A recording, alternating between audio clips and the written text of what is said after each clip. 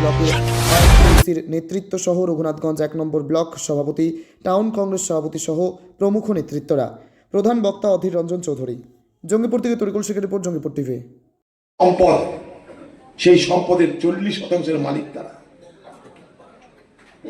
মাত্র 10% মানুষ ভারতবর্ষে, তাদের হাতে ভারতবর্ষের যত সম্পদ তার 58% মালিক। ভাবুন এবার, অর্থাৎ 10% মানুষের হাতে এত বড় ভারতবর্ষ।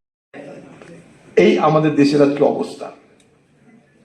মনে রাখবেন, এই কংগ্রেস সরকার যখন ক্ষমতায় ছিল তখন মনে করে দেখুন, আপনার পাড়ার ট্রাক, আপনার পাড়ার বাস, সেখানে লেখা থাকতো কি, hypothecated to State Bank of India, অর্থাৎ ব্যাংকের কাছে তুমি ঋণবদ্ধ, ব্যাংক তোমাকে ঋণ দিবে।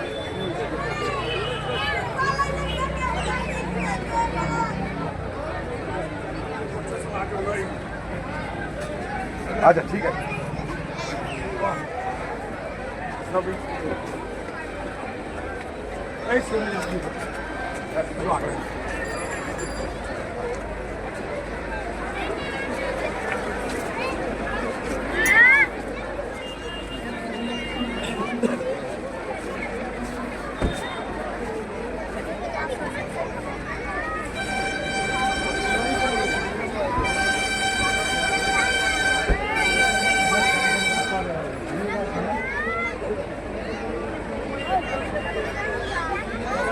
ওইগুলো খাবার নেওয়ার জন্য চা খেয়ে যাবো।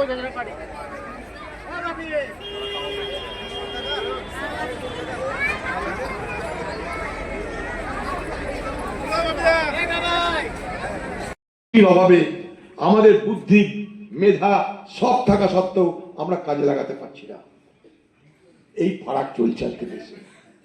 কংগ্রেসকে শুধুমাত্র হিন্দু মুসলমানের ঐক্যের জন্য নয়, কংগ্রেসকে প্রয়োজন দেশকে, দেশের আর্থিক ব্যবস্থাকে, সামাজিক সুরক্ষাকে, সবকিছুকে রক্ষা করার জন্য। ভাবুন তাহলে,